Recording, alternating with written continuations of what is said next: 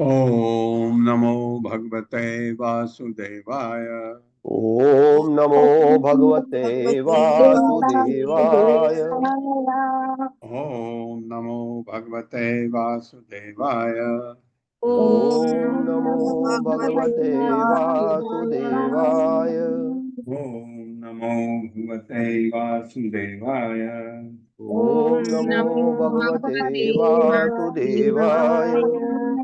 नारायणं नमस्कृत्य नारायणं नमस्कृत्य नरं चैव नरोत्तमं नरं चैव नरोत्तमम् देवीं सरस्वतीं व्यासं देवीं सरस्वतीं व्यासं ततो जयमुदीरये। ततो जयमुदीरये।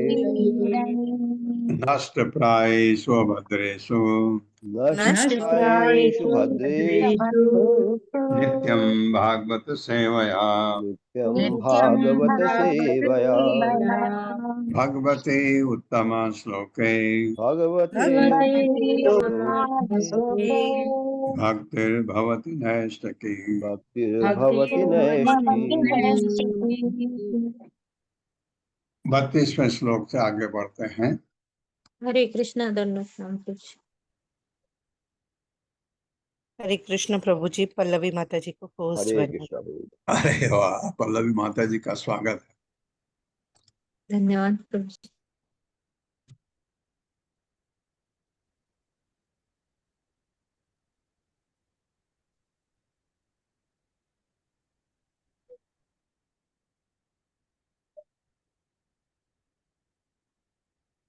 तम निगृह्य अजितो दोर्भ्याम पातयित्वा महीतले पश्यतां दिवि देवानां पशुमारम अमारयत। मेरे साथ, तम निगृह्य अचितो दोर्भ्याम तं निगृह्याच्युतो दोर्भ्यां पातयित्वा महीतले पातयित्वा महीतले पश्यतां दिवि देवानां पश्यतां दिवि देवानां पशुमारम अमारयत। पशुमारममारयत्। तम उसको निग्रह्य मजबूती से पकड़कर अच्युत भगवान कृष्ण ने दोर्भ्याम अपने दोनों भुजाओं से पातयित्वा गिराकर महीतले पृथ्वी पर पश्यताम देखते देखते दिव्य स्वर्गलोक में देवानाम देवताओं के पशुमारम जिस तरह बलि पशु का वध किया जाता है अमारयत उसे मार डाला। मेरे साथ पढ़े। भगवान अच्युत ने भगवान अच्युत ने व्योमासुर को अपनी बाहों के बीच में जकड़कर व्योमासुर को अपनी बाहों के बीच में जकड़कर पृथ्वी पर पटक दिया। पदक है, पृथ्वी पर पटक दिया। तब स्वर्ग के देवताओं के देखते देखते तब स्वर्ग से देवताओं के देखते देखते कृष्ण ने उसे उसी तरह मार डाला भगवान श्री कृष्ण ने उसे उसी तरह मार डाला जिस तरह कोई बलि पशु का वध करता है। जिस तरह कोई बलि पशु का वध करता है। हाँ, पहले किसी को मारा, अब व्योम को मारा। तात्पर्य बहुत ही छोटा दिया है, तो मेरे ख्याल से इतना ही है। हाँ, इतना ही है तो मैं पढ़ देता हूँ। शील प्रभुपाद द्वारा शील प्रभुपाद की जय। आचार्य गण बतलाते हैं कि बलि पशु को गला घोंटकर मारा जाता था। कैसे भी मारा जाता था मारा जाता था बलि पशु। तो ये एक जो इंफॉर्मेशन आपको मिलती है, क्योंकि गला घोंटकर भी मृत्यु बहुत खराब होती है। और अगर काट के मारते हैं तो काट के मारने में मेरे ख्याल से अगर जो आजकल मशीनों से कटता है वह तो बहुत दर्दनाक है, लेकिन उसमें टाइम कम लगता है। कम टाइम में अगर प्राण चले जाएं तो उतनी तकलीफ कम होती है किसी को भी। और ये जो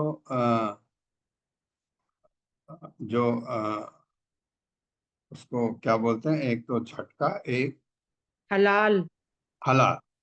हलाल वाले कहते हैं, क्योंकि मुझे पता नहीं था ये, तो सऊदी में मुझे पता लगा कि हलाल में तकलीफ नहीं होती। मैं तो सोचता था वो काट काट के मारते हैं। उन्होंने कहा नहीं, वो नली एक जो होती है खून की, जो शायद उसको काटते हैं। पता नहीं, जो भी करते हैं तकलीफ तो होगी, किसी में कम किसी में ज्यादा। तो ये एक इंफॉर्मेशन दिया है प्रभुपाद के विनीत सेवकों ने। गुह्य पिधानम निर्विद्य गोपान निःसार्य कृच्छतः स्तूयमानः सुरः गोपै प्रविवेश स्वगोकुलम्। मेरे साथ, गुह्य पिधानम निर्विद्य गुहापिधानं निर्भिद्य गोपान निःसार्य कृच्छतः गोपान्निःसार्य कृच्छतः स्तूयमानः सुरः गोपैः स्तूयमानः सुरैर्गोपैः प्रविवेश स्वगोकुलम्। प्रविवेश स्वगोकुलम्। गुफा के पिधानम अवरोध को निर्विद्य तोड़कर गोपान ग्वाल बालों को निःसार्य बाहर निकालकर कृच्छतः भयानक जगह से स्तूयमान प्रशंसित होकर सूर्य देवताओं द्वारा गोपय तथा ग्वाल बालों द्वारा प्रवेश किया स्व अपने गोकुलम ग्वाल ग्राम में। मेरे साथ पढ़े। तत्पश्चात कृष्ण ने तत्पश्चात भगवान श्री कृष्ण ने क्योंकि उसने वो गुफा में बंद कर दिया था ना, तत्पश्चात कृष्ण ने गुफा के दरवाजे को अवरुद्ध करने वाले गुफा के दरवाजे को अवरुद्ध करने वाले शिलाखंड को चूर चूर कर दिया शिलाखंड को चूर चूर कर दिया और बंदी बनाए गए ग्वाल बालों को बंदी बनाए गए ग्वाल बालों को वे सुरक्षित स्थान पर ले आए। सुरक्षित स्थान पर ले आए। इसके बाद देवताओं तथा ग्वालों द्वारा उनका यशोगान होने लगा। स्वाभाविक है। और वे अपने ग्वाल ग्राम गोकुल लौट आए। वृंदावन लौट आए। इस प्रकार श्रीमद् भागवत के 10वें स्कंद के अंतर्गत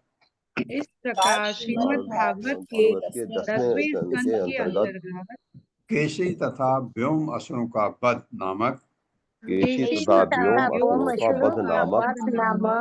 37वें अध्याय के श्रीमद् ऐसी भक्त वेदांत स्वामी प्रभुपाद के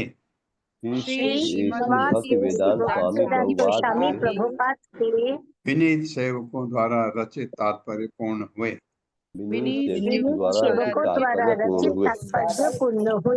हाँ, अब 38वां श्लोक 11 श्लोक रिसाइट करने हैं। कौन करा रहे हैं? हरे कृष्ण सुधा गुप्ता माता जी।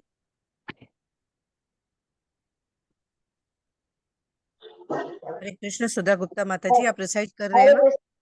जी जी माता जी। हरे कृष्ण माता जी। आवाज आ रही मेरी? थोड़ा माइक को आगे करें। हरे कृष्ण आ रही है अब? जी जी पढ़िए। हरे कृष्ण प्रभु जी, दंडवत प्रणाम। हरे कृष्ण माता जी, धन्यवाद। ओम नमो भगवते वासुदेवाय। ओम नमो भगवते वासुदेवाय। ओम नमो भगवते वासुदेवाय। ओम नमो भगवते वासुदेवाय। जन्माद्यस्य यतोऽन्वयात् इतरतश्चार्थेषु अभिज्ञास्वरात्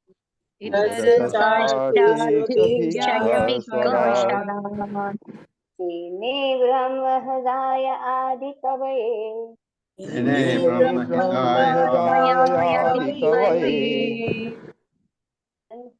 यत् सूर्या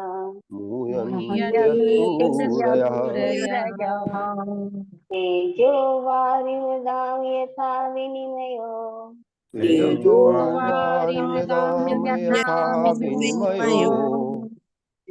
यत्र सर्गो अमृता यत् सर्वो निशा सेन सदा निरस्तकुहकम् धाम्नास्तेन सदा निरस्तकुहकम् सत्यं परं धीमहि सत्यं परं धीमहि धर्मः प्रोज्झित कैतवो अत्र धर्मापूजित कैतवोऽत्र परमो निर्मत शराणां सताम् परमो निर्मत्सराणां सताम् नित्यं वास्तवमत्र वस्तु वेद्यं वास्तवमस्मवस्तु शिविदं तापत्रयो उन्मूलनम् शिवदं तापत्रयोन्मूलनम् श्रीमद्भागवते महामुनि कृते श्रीमद्भागवते महामुनिकृते वा परमेश्वरा किं वा परैरीश्वरः सत्यो हृदि अवरुद्धते अत्र सद्यो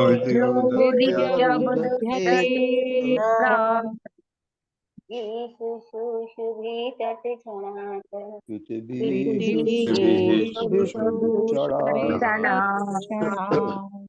निगमकल्पतरो गलितं फलम् निगमकल्पतरोर्गलितं फलम् मुखात् अमृतद्रव संयुतम् सुकुमुखादमृतद्रव संयुतम् पिबत भागवतं रसमालयम् पिबत भागवतं रसमालयम् मुरहो रसिका भुवि भावुकाम् मुरहो भावुकाः शुकला पुंसा कला पुंसः नस्तु भगवान् स्वयं कृष्ण भगवान् स्वयं इन्द्रारि व्याकुलं लोकम् इंद्रारिव्याकुलं लोकम् क्रीडन्ति युगे युगे मुदयन्ति युगे युगे जन्म गुह्यं भगवतो जन्मगुह्यं भगवतो एतत् प्रयुतो नरः यतो नरः तं प्रातागमनं हत्या सायं प्रातर्भक्त्या ग्रामात् विमुच्यते दुःखग्रामाद्विमुच्यते अहमेवासमेवाग्रे अहमेवासमेवाग्रे अन्यत्यत्ततसत्परम्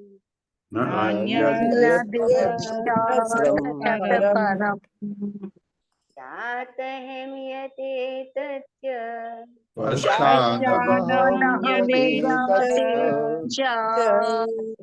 को विशिष्येत सोऽस्म्यहम् योऽवशिष्येत्सोऽस्म्यहम् इते अर्थं यत् प्रतीयेत्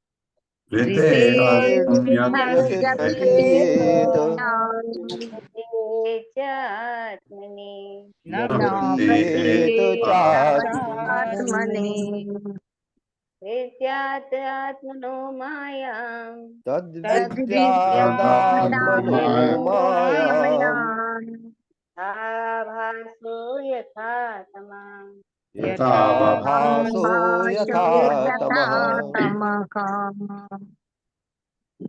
यथा महान्ति भूतानि यथा महान्ति भूतानि तेषु चावकेषु भूतेषु चावचेष्वनु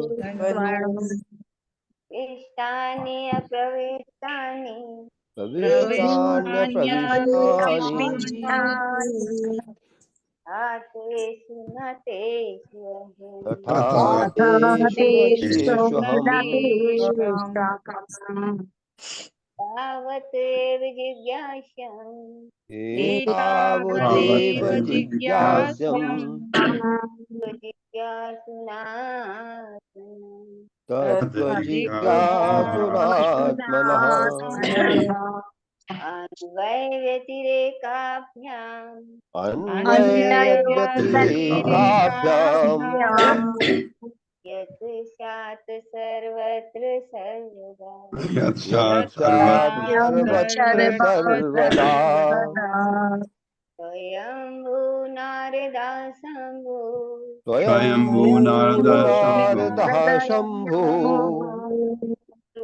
कपिलो कुमारो कपिलो कपिलो मनुः साधो जनको भीष्मो प्रहलादो प्रह्लादो जनको जनको भीष्मो बली वैयासिकी वयम् बलि वैयासिकी वैयासकिर्वयम् ते अनुकम्पां सुसमीक्ष्यमाणो तत्ते ततेऽनुकम्पामु अनुकम्पा सुसमीक्ष्यमाणो ज्ञानेवात्मकतां विपाकम् मुञ्जाने मुञ्जानेवात्मकृतं विपाकम् कृत्वा वपुभिर्विदधत् नमस्ते विधवा वाग्वपुर्भिर्विदधन् नमस्ते जीवेत्यो मुक्तिपदे सदाय भाग जीवे जो जीवेत्यो मुक्तिपदे सदाय भाग हरे हरे कृष्णा। धन्यवाद माता जी, प्रणाम। हरे धन्यवाद आपका। ठीक है, तो धन्यवाद। 38वां अध्याय में स्वागत है आप सबका।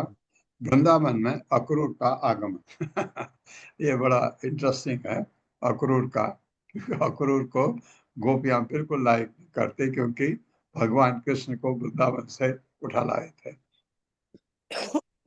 ये सब कराया धराया नारद का है। नारद ने कंस को भड़काया कि ये जो है वो ये वसुदेव के पुत्र हैं दोनों वहां उनके पास, और ये ताकि वो चाहते थे जल्दी हो, तो अपने सलाहकारों को बुलाया, मंत्री को बुलाया और सब कुछ कराया, उसको मार डालो, सब तरकीब अपनी करी। उसने केसी को, व्योम को, जिनको भगवान ने मारा, इनको भेजा। उसके बाद सारी तैयारी है मथुरा में कि भगवान कृष्ण को कैसे मारा जाएगा। कंस ने सारी तैयारी की, अक्रूर को बुलाया, कहा तुम जाके ले आओ उनको। अक्रूर मन ही मन बहुत ही खुश हुआ, क्योंकि वो भगवान कृष्ण का बड़ा भक्त था, अंदर से देखा भी नहीं था। बहुत खुश हुआ और वो चल पड़ा ब्रज को लेने के लिए। पढ़वाइए माता जी 38वां अध्याय। हरे कृष्ण पल्लवी माता जी। हरे कृष्ण माता जी, हरे कृष्ण प्रभु जी। अध्याय 38 वृंदावन में अक्रूर का आगमन। इस अध्याय में अक्रूर की मथुरा से वृंदावन की यात्रा, उनके द्वारा मार्ग में भगवान श्री कृष्ण तथा बलराम का ध्यान करने और उनके आगमन पर दोनों भाइयों द्वारा सम्मान प्रदर्शित किए जाने का वर्णन हुआ है। जब कंस ने भगवान श्री कृष्ण तथा बलराम को मथुरा में ले आने का आदेश अक्रूर को दे दिया, तो एक दिन बड़े तड़के अक्रूर ने अपना रथ तैयार किया और वृंदावन के लिए प्रस्थान कर दिया। यात्रा करते हुए उन्होंने इस प्रकार सोचा, मुझे भगवान श्री कृष्ण के उन चरण कमलों का दर्शन प्राप्त करने का परम सौभाग्य प्राप्त होने जा रहा है, जिनकी पूजा ब्रह्मा, रुद्र तथा अन्य देवता करते हैं। यद्यपि कंस श्री भगवान तथा उनके भक्तों का शत्रु है, किंतु कंस की ही कृपा से मैं श्री भगवान के दर्शन पाने का महान वरदान प्राप्त करूंगा।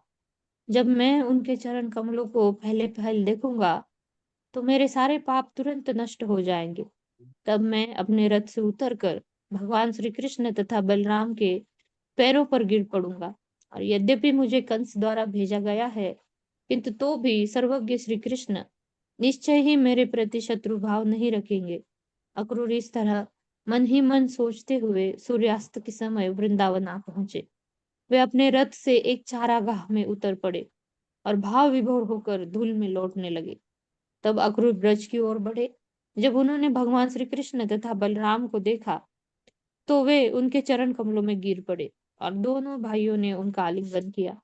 उसके पश्चात वे दोनों उन्हें अपने घर ले आए, उनसे उनकी सुखद यात्रा के विषय में पूछा और नाना प्रकार से उनकी आवभगत की। उनके पांव धोने के लिए जल, अर्घ्य तथा आसन आदि प्रदान किए। उनके चरण चाप कर उनकी थकान दूर की तथा स्वादिष्ट भोजन कराया। महाराज नंद ने भी अनेक मधुर वचनों से अक्रूर का सम्मान किया। हरे कृष्ण प्रभु। तो ये जो सारांश पढ़ा है यही हम इसमें श्लोकों से एक एक करके पढ़ते हैं। श्री शुक उवाच अक्रूरो अपि च तां रात्रिं मधुपुर्यां महामतिः उषित्वा रथम आस्थाय प्रययो नंदगोकुलम।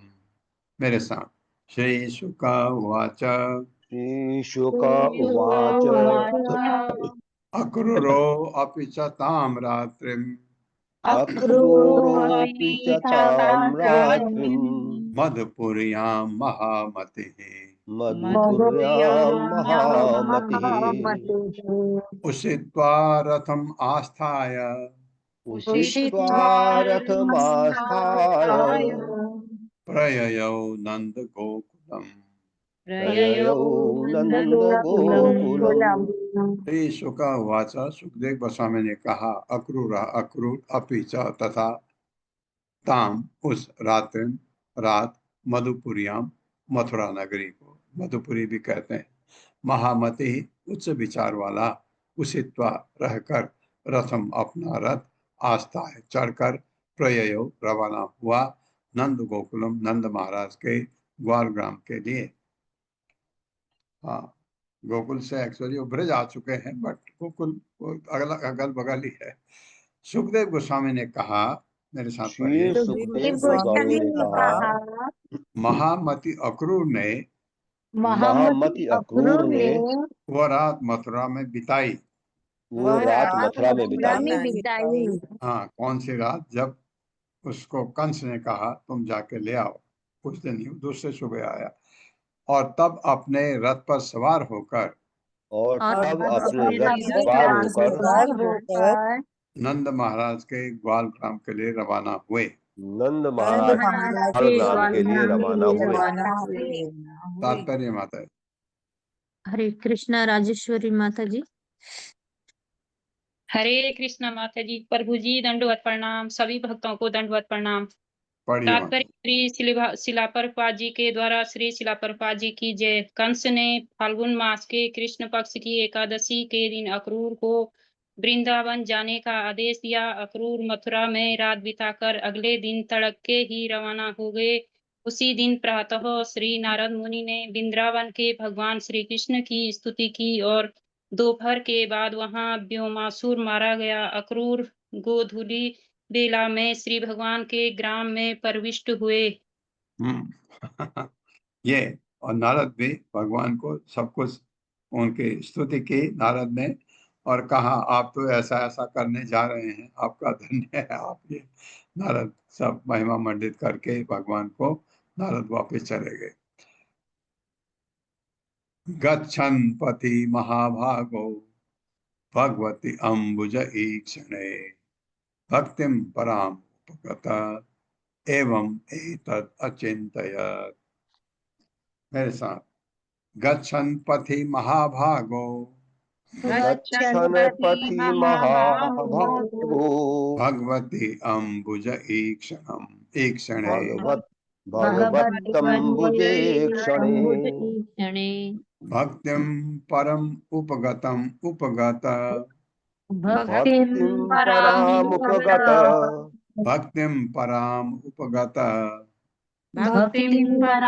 उपगत एवं एतत् अचिन्तयत्। गच्छन् यात्रा करते हुए पथि मार्ग में महाभाग परम भाग्यशाली भगवती भगवान के प्रति अम्बुज ईक्षणे कमल नेत्र प्रभु भक्ति पराम अद्वितीय उपगतः अनुभव किया एवं इस प्रकार एतत् वह अचिंतयत सोचा। चिंतयत और लगा दोगे वर्ब बन जाता, सोचा किसने? अक्रूर ने। मार्ग में यात्रा करते हुए मार्ग में यात्रा करते हुए महात्मा अक्रूर को महात्मा अक्रूर को कमल नेत्र भगवान के प्रति कमल नेत्र श्री भगवान के प्रति अपार भक्ति का अनुभव हुआ। अपार भक्ति का अनुभव हुआ। अतः वे इस प्रकार सोचने लगे। अतः वे इस प्रकार सोचने लगे, किम मया चरितम भद्रम किम तप्तम परमं तपः किम वा अथ अपि अर्हते दत्तम यद द्रक्ष्यामि अद्य केशवम्।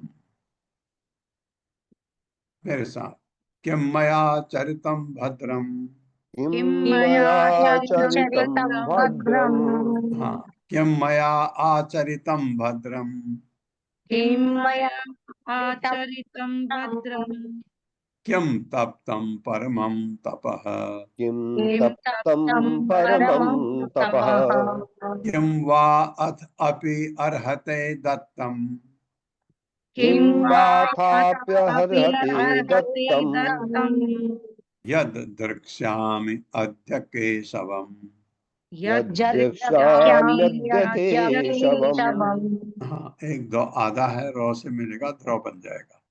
किम क्या, मया मेरे द्वारा, आचरितम किया गया है, भद्रम अच्छा कार्य, किम क्या, तप्तम ताप सहा गया, परम कठिन, तपः तपस्या, किम क्या, वा अथवा अथ अपि अन्यथा, अर्हते की गई पूजा, दत्तम दिया गया दान, यथ जिससे दृक्ष्यामि देखने जा रहा हूँ, यह अद्य आज केशवम भगवान कृष्ण को। कभी भी आपका साथ बहुत अच्छा होने जा रहा, आप भी सोचते हैं कि मैंने शायद भगवान इतने खुश मेरे ऊपर क्यों हो गए, ऐसा सोचते हैं। हालांकि भगवान खुश नहीं है, हमारा तो भाग्य होता है, प्रारब्ध होता है। लेकिन अक्रूर सोच रहा है कि मैंने ऐसे क्या किया कि मुझे भगवान के दर्शन होने जा रहे हैं। श्री अक्रूर ने सोचा, श्री अक्रूर ने सोचा, मैंने ऐसे कौन से शुभ कर्म किए हैं, मैंने ऐसे कौन से शुभ कर्म किए हैं, ऐसी कौन सी कठिन तपस्या की है, ऐसी कौन सी कठिन तपस्या की है, ऐसी कौन सी पूजा की है, ऐसी कौन सी पूजा की है, या ऐसा कौन सा दान दिया है, या ऐसा कौन सा दान दिया है, जिससे आज मैं भगवान केशव का दर्शन करूंगा।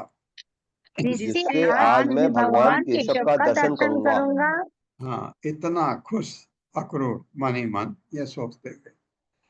मम एतद् दुर्लभम मन्य उत्तम श्लोक दर्शनम विषय आत्मनो यथा ब्रह्म कीर्तनम शूद्र जन्मनः। मेरे साथ, मम एतद् दुर्लभम मन्य, मम दुर्लभम मन्य उत्तमः श्लोक दर्शनम। उत्तमः श्लोक दर्शनम। हाँ, उत्तम श्लोक भगवान के लिए कहा जाता है। विषय आत्मनो यथा, विषयात्मनो यथा ब्रह्म कीर्तनम शूद्र जन्मनः। ब्रह्म कीर्तनम शूद्र जन्मनः।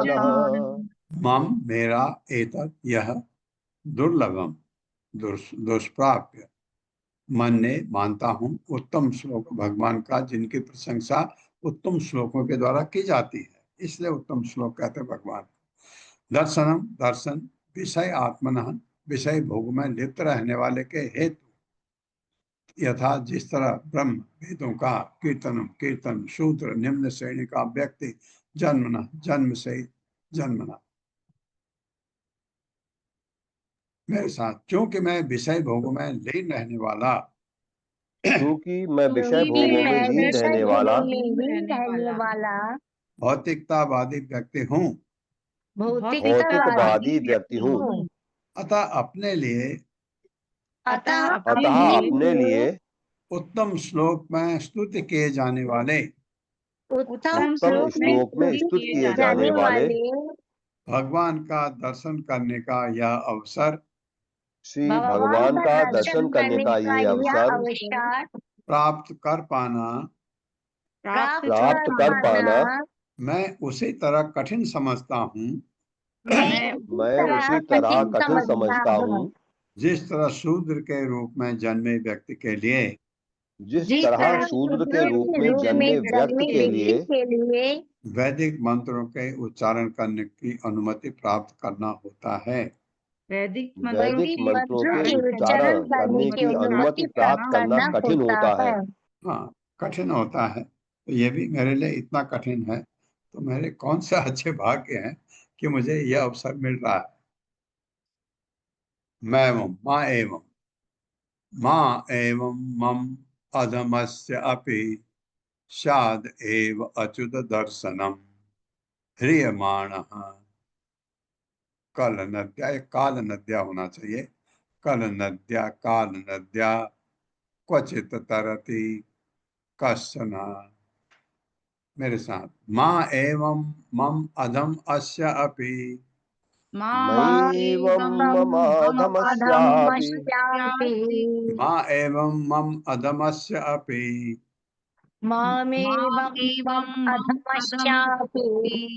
शाद एव अच्युत दर्शनम स्यादेवाच्युत दर्शनम् ह्रियमाणः काल नद्या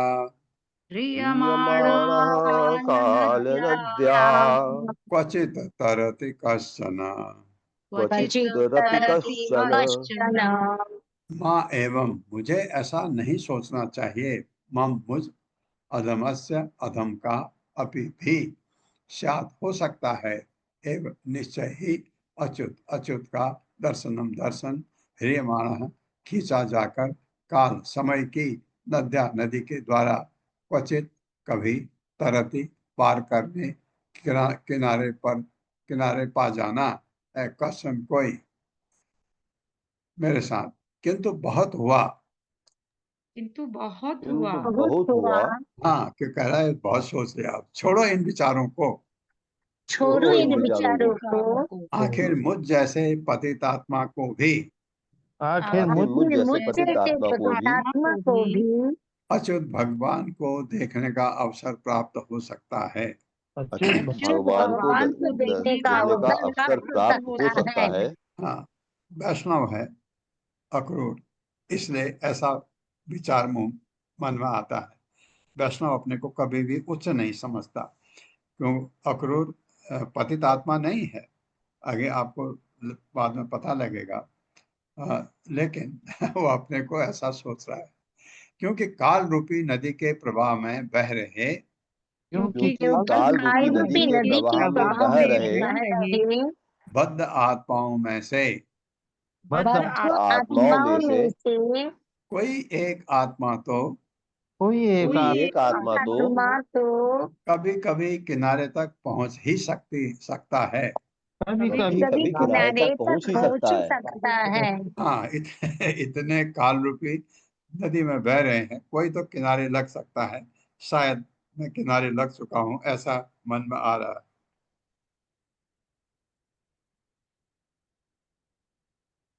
मम अद्य अमंगलम नष्टम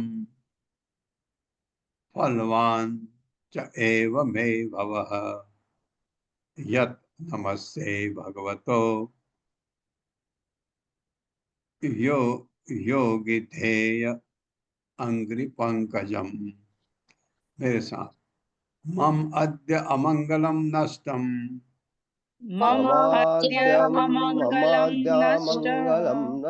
फलवान च एव मे भवः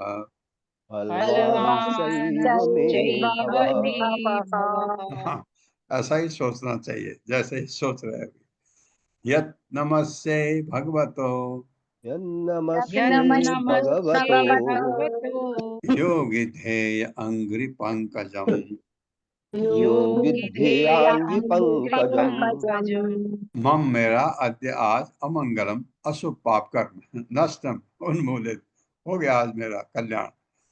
फलवान फलीभूत च तथा एव निस्संदेह में मेरा भवः जन्म यत् क्योंकि नमस्कार करने जा रहा हूँ भगवतः भगवान के योगी ध्येय योगियों द्वारा ध्यान किए जाने वाले अंग्री चरणों को पंकजम कमलवत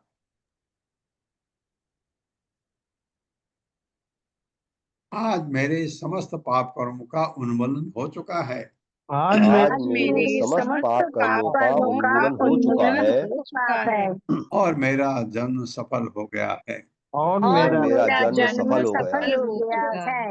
हाँ, ये सोच बहुत बढ़िया है क्योंकि मैं भगवान के क्योंकि मैं मैं श्री भगवान के उन चरण कमलों को नमस्कार करूंगा उन चरण कमलों को नमस्कार करूंगा इनका ध्यान बड़े बड़े योगी करते हैं। जिनका ध्यान बड़े बड़े योगी करते हैं। हाँ, ये सोच तो रहा है अक्रूर, लेकिन अक्रूर के ऐसे बहुत ही शुभ कर्म रहे होंगे पहले। ऐसा ये तो सीधे सीधे का जाओ लेके आओ, ऐसा मौका कहाँ मिलता है। भगवान का भक्त है इसलिए सोच रहा है ऐसा। भगवान का भक्त नहीं होगा तो वो आधे समय कंस के बारे में सोचेगा, आधे समय वहां क्या करूंगा क्या नहीं करूंगा, और इसकी सोच देखिए बिल्कुल। कंसो बत अद्य आकृत में अति अनुग्रहम द्रक्षे अंग्रि पद्मं प्रहितो अमुना हरे कृत अवतारस्य दुरत्ययं तमः पूर्वे अतरन यत भी पढ़ सकते हैं, पूर्वे अतरन यत नक मंडल त्विषा। मेरे साथ कंसो वत अद्य आकृत में अति अनुग्रहम कंसो बताजाकृत मेत्युनुग्रहम् दृक्षे दृक्षे अंग्रि पद्मं प्रहितो अमुना हरे दीक्षेऽघ्रि पद्मं प्रहितो मुना हरे कृत अवतारस्य दुरत्ययं नमः कृतावतारस्य दुरत्ययं तमः पूर्वे अतरयन् नख मंडल त्विषा पूर्वे तरण्यन्नखमण्डलत्विषा। शब्दार्थ है, कंस राजा कंस ने वत निसंदेह अद्य आज अकृत किया है मैं मेरे साथ अति अनुग्रहम अत्यंत कृपा कार्य दृक से देखूंगा अंग्रि पद्मम चरण कमलों को प्रहित भेजा गया अमुना उसके द्वारा हरे भगवान के कृत लिया अवतार से इस संसार में उनका अवतरण दुरत्ययम दुर्लभ्य जो बहुत मुश्किल होता है, तमह संसार का अंधकार पूर्व भूतकाल के मनुष्य अतरन तर गए पार कर गए यत जिसके नख मंडल पैर के नाखूनों के मंडल के दिशा तेज से। मेरे साथ पढ़े निसंदेह आज कंस ने निस्संदेह आज राजा कंस ने मुझे उन भगवान हरि के चरण कमलों का भगवान श्री हरि के चरण कमलों का दर्शन करने के लिए दर्शन करने के लिए भेज कर मेरे ऊपर महती कृपा की है। महती कृपा की है। ये कृपा भगवान की है कि ये बुद्धि कम कंस में डाली, ये अक्रूर को भेजो, ये कृपा भगवान की है। लेकिन बिल्कुल सही है, कंस ने किसी और को भी भेज सकता था, अक्रूर को छांटा। जिन्होंने अब इस संसार में अवतार लिया है। जिन्होंने अब इस संसार में अवतार लिया है। हाँ, उन भगवान के हरि के चरण कमलों का दर्शन के लिए जो मुझे भेजा, जिन्होंने अब अवतार लिया है इस भौतिक जगत में। भूतकाल में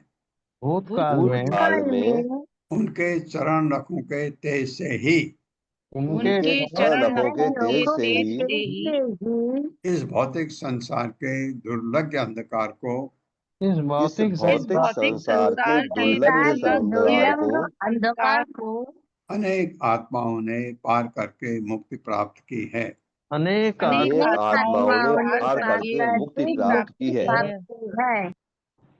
हाँ, तात्पर्य बहुत छोटा है, मैं पढ़ देता हूँ। श्रील प्रभुपाद द्वारा श्रील प्रभुपाद की जय। अक्रूर ने देखा कि यह कितनी बड़ी विडंबना है कि ईर्ष्यालु आसुरी कंस ने उन्हें भगवान कृष्ण का दर्शन करने के लिए भेजकर उन पर महती कृपा की है। बिल्कुल, वो आप भूल नहीं सकते। किसी ने आपको मौका दिया, उसका बहुत धन्यवाद है, क्योंकि कंस का धन्यवाद कि उसने मुझे यहाँ भेजा, ये उनके मन में आ रहा। यद अर्चितम ब्रह्म भव आदि सुर है। यद अर्चितम ब्रह्म भव आदि सुर है, श्रियाच देव्या मुनि भी ससात्वत है। गोचारणाय अनुचरैः चरद बने, यद गोपिकानां कुछ कुंकुम अंकितम। मेरे साथ, यद अर्चितम ब्रह्म भव आदि सुरैः, यदर्चितं ब्रह्म भवादिभिः सुरैः, प्रिया च देव्या मुनिभिः ससात्वतैः। श्रिया च देव्या मुनिभिः ससात्वतैः। गोचारणाय अनुचरैः चरद बने, गोचारणाय अनुचरैः चरद्वने, यद गोपिकानां कुछ कुंकुम अंकितम। यद गोपिकानां कुछ कुंकुमांकितम्। यद जो चरण कमल अर्चनम पूजित भगवान के ब्रह्म भव ब्रह्मा तथा शिव आदि भी इत्यादि द्वारा, क्योंकि महान देवता हैं ब्रह्मा भी शिव जी भी, इनके द्वारा उनके चरण कमल की पूजा होती है, तो कितने महान होंगे इत्यादि, ये उसके दिमाग में आ रहा। सूर्य देवताओं द्वारा, श्री द्वारा मतलब माँ लक्ष्मी द्वारा, च भी देव्या देवी, मुनि भी मुनियों द्वारा, ससात्वतः भक्तों के समेत, भक्तों को मुनियों को ही हम इतना बड़ा समझते हैं और वो उनके चरण कमलों की पूजा करते हैं। गौ में चारणाए चराने के लिए, अनुचर अपने संगियों समेत, चरत विचरण करते बने जंगल में, यत जो गोपिकाओं के कुछ स्तन से कुंकुम लाल कुंकुम चूर्ण से अंकितम चिन्हित। उन्हीं चरण कमलों की ब्रह्मा शिव तथा अन्य सारे देवता, उन्हीं चरण कमलों की ब्रह्मा जी, शिव जी तथा अन्य सारे देवता, लक्ष्मी जी तथा बड़े बड़े मुनि और वैष्णव पूजा करते हैं। और वैष्णव पूजा करते हैं। हाँ, उन भगवान के चरण कमलों के जिनको मैं आज देखने जा रहा हूँ। ये कितना बड़ा अच्छा मन में सोच आ रहा है। उन्हीं चरण कमलों से भगवान अपने संगियों सहित गौवें चराते समय जंगल में विचरण करते हैं। और वे ही चरण गोपियों के स्तनों पर लगे कुमकुम से सने रहते हैं। गोपियों के स्तनों पर लगे कुमकुम से सने रहते हैं। सने रहते हैं। हाँ, ये कैसे सने रहते हैं? आपने रास नृत्य का पढ़ा। गोपियां भगवान के चरण कमलों को अपने स्तनों पर लगाती हैं। क्यों? भगवान को अच्छा उनके पैरों में तकलीफ होगी तो उनको सहलाने के लिए, उनकी इंद्रियों को तृप्त करने के लिए। भक्त का एक ही लक्ष्य होता है। प्रभुपाद बताते हैं, इंद्रियों को अपने को मोड़ो, भौतिक आसक्ति की बजाय भगवान की सेवा में लगाओ इंद्रियों को। गोपियों का यही था, सने रहते हैं। ये यहाँ पर भी वर्णन आया है। दृक्षामि नूनम सुकपोलनासिकम स्मित अवलोक अरुण कंजलोचनम मुखम मुकुंदस्य गुड अलक आवृतम प्रदक्षिणम मे प्रचरन्ति वै मृगाः। मेरे साथ, द्रक्ष्यामि नूनम सुकपोलनासिकम द्रक्ष्यामि नूनं सुकपोलनासिकम् स्मित अवलोक अरुण कंजलोचनम स्मितावलोकारुणकञ्जलोचनम् मुखम मुकुंदस्य गुड अलक आवृतम मुखं मुकुन्दस्य गुडालकावृतम् प्रदक्षिणम मे प्रचरन्ति वै मृगाः। प्रदक्षिणं मे प्रचरन्ति वै मृगाः। दृक्ष्यामि, देखूंगा, नूनम निश्चय ही, सुंदर कपोल गाल, नासिकम तथा नाक, स्मित हंसी से युक्त, अवलोक चितवन, अरुण लाल कंज कमल सदृश, लोचनम आंखें, मुखम मुख, मुकुंदस्य भगवान कृष्ण के, गुड घुंघराले, अलग बाल, आवृतम चारों ओर से घिरा, प्रदक्षिणम परिक्रमा में मेरा प्रचरंती संपन्न कर रहे हैं वे निसंदेह मृग गण हिरण। ये इसको कैसे पता? भगवान के भक्त को पता होता है भगवान के बारे में। ऐसे उनके बाल घुंघरालू हैं, कैसे वो हैं, ये सब उनको दिमाग में आ रहा है। कैसे उनके गाल कितने सुंदर हैं और कानों में कुंडल कितने सुशोभित भगवान के, ये वो सोच रहा है और वो सही दिशा में सोच रहा है। मेरे साथ पढ़े, अवश्य ही मैं भगवान मुकुंद के मुख को देखूंगा, भगवान मुकुंद के मुखारविंद का दर्शन करूंगा, क्योंकि अब हिरण मेरी दाईं ओर से निकल रहे हैं। क्योंकि अब हिरण मेरी दाईं ओर से निकल रहे हैं। वाह, ये शुभ शुभ हो गया, दाईं ओर से। वह मुख घुंघराले बालों से घिरा है, वो मुखमंडल घुंघराले बालों से घिरा है और उनके आकर्षक गालों तथा नाक, उनकी मंद हास्युक्त चितवन, उनकी मंद हास्युक्त चितवन तथा लाल कमल जैसी आंखों से शोभायमान है। तथा लाल कमल जैसी आंखों से शोभायमान है। शोभायमान है। तो तात्पर्य फिर मैं ही पढ़ता हूँ, छोटा है। शील प्रभुपाद द्वारा, शील प्रभुपाद की जय। अक्रूर ने एक शुभ शकुन देखा कि दाएं ओर से हिरण गुजर रहे थे। मैं कह रहा था आपको, यही दिया है नीचे। उनके दाएं ओर से हिरण गुजर रहे थे, अतः उन्हें विश्वास हो गया कि वो भगवान कृष्ण का दर्शन पा सकेंगे।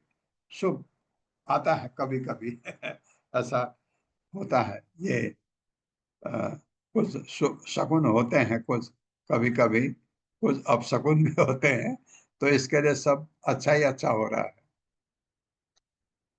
अपि अद्य विष्णो मनुजत्वम ईयुषो भारावताराय भुवो निज इच्छया लावण्य धाम्नो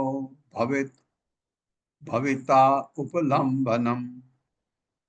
ओ को अगर ता पढ़ेंगे तो वो आ जाएगा। मह्यम न स्याद् फलम अंजसा दृशः अपि अद्य विष्णो मनुजत्वम ईशो अप्यद्य विष्णोरुमनुजत्वदीयशो भार अवताराय भुवो निज इच्छया भारावताराय विभो निजेच्छया लावण्य धाम्नो भविता उपलम्बनम लावण्यधाम्नो भवितोपलम्भनम् मह्यम न स्याद् फलम अंजसा दृशः मह्यं न स्यात् फलमञ्जसा दिशः अपि और भी अद्य आज विष्णु भगवान विष्णु के मनुजत्वम मनुष्य रूप को भगवान मनुष्य रूप में आए हैं तो मनुष्य रूप का ईयुषः धारण किए हुए मनुष्य रूप धारण किया भगवान ने, हालांकि दिव्य है।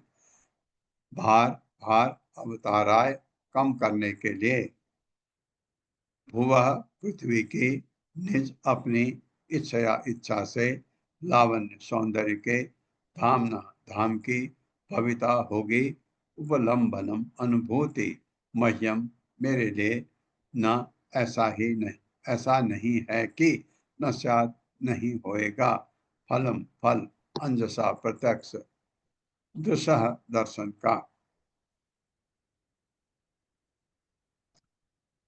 मुझे समस्त सौंदर्य के आगार मुझे समस्त सौंदर्य के आगार उन भगवान विष्णु के दर्शन होंगे उन भगवान श्री विष्णु के दर्शन होंगे जिन्होंने पृथ्वी का भार उतारने के लिए जिन्होंने पृथ्वी का भार उतारने के लिए स्वेच्छा से मनुष्य जैसा स्वरूप धारण किया है मनुष्य जैसा रूप धारण किया है। इस तरह इसमें कोई संदेह नहीं है कि इस प्रकार इसमें कोई संदेह नहीं है कि मेरी आंखों को उनके अस्तित्व का फल प्राप्त हो जाएगा। उनके अस्तित्व का फल प्राप्त हो जाएगा। हाँ, यहाँ पर ये भी इसको पता है पृथ्वी का भार उतारने के लिए मतलब जो बहुत ही बिगड़े हुए राजा हैं और जो सबको भगवान ने कुरुक्षेत्र में सबका उद्धार करना है, ये पृथ्वी का भार कम करना है, ये भी स्वेच्छा से भार उतारने के लिए पृथ्वी का भार उतारने के लिए ऐसा स्वरूप धारण किया है। ये उनके मन में आ रहा है।